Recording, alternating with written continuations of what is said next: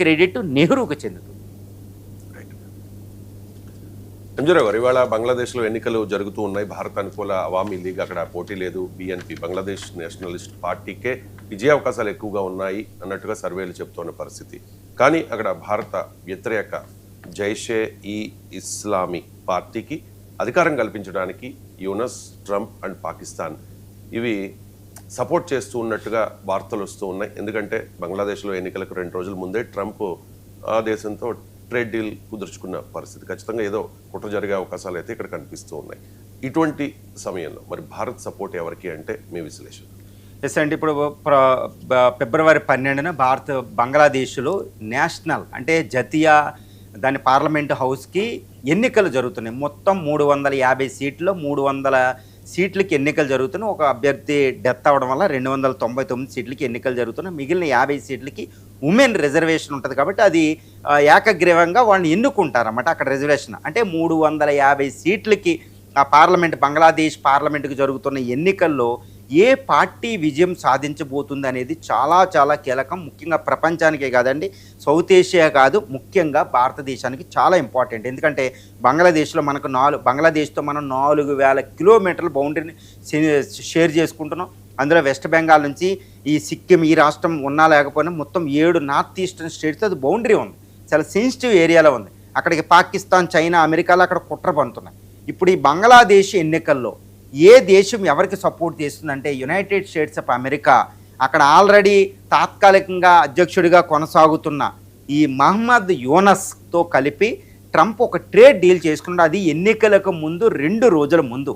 అంటే ఏంటి, యూనస్ ఏంటంటే అక్కడ ఎన్నికలు కూడా రిగ్గింగ్ అయ్యేటట్టు ఏది అవ్వకుండా మళ్ళీ తానే పదవిలో ఉండాలని ట్రై చేస్తున్నాడు అనమాట. అందుకని హింస ఇవన్నీ అక్కడ కొనసాగుతున్నాయి.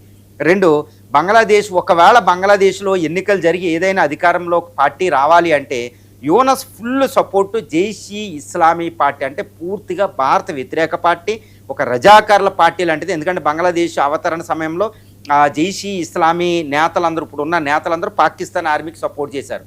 కాబట్టి ఇస్లామీకీకరణ భారత వ్యతిరేక పార్టీ. ఈ పార్టీకే మహమ్మద్ యూనస్ సపోర్ట్ చేస్తున్నాడు. ఎందుకంటే ఈ పార్టీ కోల్పోయిన ఇల్లీగల్ పార్టీ గుర్తింపు పొంది దానికి లీగల్ స్టేటస్ ఇచ్చి ఈరోజు ఎన్నికల్లో పాల్గొనేటట్టు చేస్తున్నాడు మహమ్మద్ యూనస్. కాబట్టి ఆయన సపోర్ట్ ఆయనకు ఉంది. తర్వాత అమెరికా కూడా తన జైషీ ఇస్లామిక్ పార్టీతో రిలేషన్ పెట్టుకుంది. అవి కూడా బాగా వార్తలు వచ్చే వాళ్ళ నేతతో ఈ అమెరికా రాయబారి ఈవెన్ సెర్గియో గోర్ అక్కడ సమావేశం అవ్వడం కూడా ఇక్కడ ఆసక్తి రేపుతుంది. ఈవెన్ ఈ డొనాల్డ్ ట్రంప్ కూడా కేవలం 2 రోజుల ఎలక్షన్ ముందు అసలు బంగ్లాదేశ్లో గవర్నమెంట్ లేకుండా తాత్కాలిక అధ్యక్షుడు యూనస్ ఇంత హ్యూమన్ రైట్స్కి వైలేషన్కి పాల్పడుతున్న ఇంత హింసకున్నా ఆయనతో ట్రేడ్ డీల్ కుదుర్చుకుని ఆయనకి బలాన్ని చేకూర్చాడు. బంగ్లాదేశీయుల్లో ఆయనకి చాలా బలాన్ని ఇచ్చేశాడు ట్రంప్ ఈరోజు. అంటే ఆయన యూనస్, ఇటు ట్రంప్, జైషీ ఇస్లామీ అంటే పాకిస్తాన్, ఈవెన్ అసిమ్ మునీర్ బంగ్లాదేశ్ కూడా, పాకిస్తాన్లో ఉన్న నేతలు షహబాజ్ షరీఫ్ కూడా యూనస్కి సపోర్టు, జైషీ ఇస్లామిక్ పార్టీతో సపోర్ట్ అనమాట. కాబట్టి డొనాల్డ్ ట్రంప్, ఈ పాకిస్తానీ షహబాజు, అసిమ్ మున్నీరు, యూనస్ కలిపి కుట్ర పన్నుతున్నారు బంగ్లాదేశ్లో. ఏ విధమైన కుట్ర? 2 రకాలు. ఒకటి, ఈ ఎన్నికలు సక్రమంగా జరిగిపోతే వచ్చే పార్టీ జైషీ ఇస్లామీ అధికారంలోకి రావాలని. అది భారతదేశానికి చాలా తీవ్రమైన ప్రమాదం. ఇక 2వది, ఒకవేళ ఏ పార్టీకి పూర్తి మెజారిటీ రాకుండా మళ్ళీ యూనిటీ గవర్నమెంట్, ఒక ఐక్యత అన్ని పార్టీలు కలిపి గవర్నమెంట్ ఫామ్ చేస్తే మళ్ళీ యూనస్ కీలక పాత్ర పోషిస్తాడు, మళ్ళీ ఇంటరిమ్ అధినేతలాగా. ఇలాంటి సందర్భంలో కూడా అటు అమెరికా, పాకిస్తాన్కి ఈయన సపోర్ట్ చేస్తాడు. అది ఒప్పందం. అందుకే ట్రేడ్ డీల్ 2 రోజుల ముందు కుదరడం అంటే డొనాల్డ్ ట్రంప్ ఎంతటి మోసాన్ని భారతదేశానికి చేశాడో గుర్తుపెట్టుకోవాలి. ఎందుకంటే యూనస్కి అసలు సపోర్టే చేయకూడదు. ఎందుకంటే అక్కడ ఎన్నికలు నిర్వహించకుండా ఆయన ఎందుకు సపోర్ట్ చేయాలి? అమెరికా ప్రజాస్వామ్యానికి కమిట్ అయి ఉంది. మరి ప్రజాస్వామ్య ఎన్నికలు జరగకుండా ఎన్నికలు సక్రమంగా జరిగితేనే ఇక యూనస్కి సపోర్ట్ చేయాలి, బంగ్లాదేశ్ సపోర్ట్ చేయాలి. అంటే గిఫ్ట్ ఇచ్చేశారు ముందు. కాబట్టి డొనాల్డ్ ట్రంప్, యూనస్, పాకిస్తాన్ కుట్ర పన్నుతున్నాయని తెలుస్తుంది. మరి ఇప్పుడు ప్రస్తుతం జరుగుతున్న ఎన్నికల్లో భారతదేశం సపోర్ట్ బిఎన్పికి ఉన్నట్టు తెలుస్తుంది. ఎందుకంటే భారత సపోర్టుదారు షేక్ హసీనా పార్టీ అవామీ లీగ్ ఈరోజు బయట ఎలక్షన్లో అసలు పాల్గొనడానికే లేదు. కాబట్టి బిఎన్పితో మనం మంచి సంబంధాలు పెట్టుకున్నాం. జయశంకర్ గారు ఢాకా వెళ్ళి బిఎన్పి అధ్యక్షురాలు ఖలీదిజే చనిపోయినప్పుడు ఆయన కొడుకు తారిక్ రెహమాన్కి అద్భుతంగా ఆయన కలిసి జయశంకర్ గారు అక్కడికి వెళ్ళారంటే బిఎన్పితో మనం సపోర్ట్ చేస్తున్నాం. ఈవెన్ అవామీ లీగ్ పార్టీ కార్యకర్తలు కూడా బిఎన్పికే సపోర్ట్ ఉండేటట్టు కూడా మనం చేస్తున్నామన్నట్టు తెలుస్తుంది.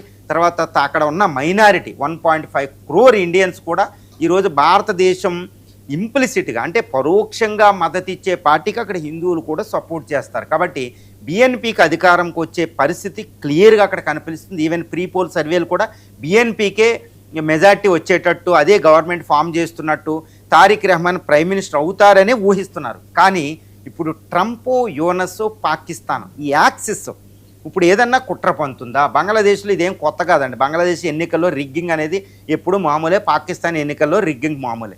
మరి ప్రభుత్వం ఇప్పుడు తాత్కాలిక ప్రభుత్వం యూనస్ గవర్నమెంట్ అంతా గవర్నమెంట్ మిషనరీ అంతా ప్రభుత్వ యంత్రాంగం ఆయన చేతుల్లో ఉంది.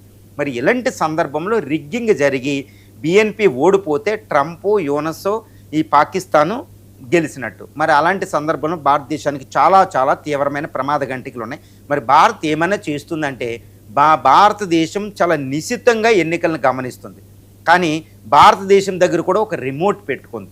ఒకవేళ రిగ్గింగ్ జరిగిన పక్షంలో బంగ్లాదేశ్లో ఈ ఎలక్షన్స్ అన్నీ తారుమారైపోయి ప్రస్తుత తాత్కాలిక గవర్నమెంట్ అమెరికా కలిసి కుట్ర పన్ని ఇటు ఐఎస్ఐ, సిఐఏ జైషీ మహమ్మద్కి అధికారం చేజిక్కించేటట్టు చేస్తే భారతదేశం తిరగబడుతుందండి. మరి భారతదేశం తిరగబడగలదంటే భారతదేశం దగ్గర అద్భుతమైన అస్త్రం ఉంది. అదే అవామీ లీగ్ లీడర్ షేక్ హసీనా ఢిల్లీలో ఉండడం. ఆల్రెడీ షేక్ హసీనా ఒక స్టేట్మెంట్ రిలీజ్ చేశారు ఢిల్లీలో.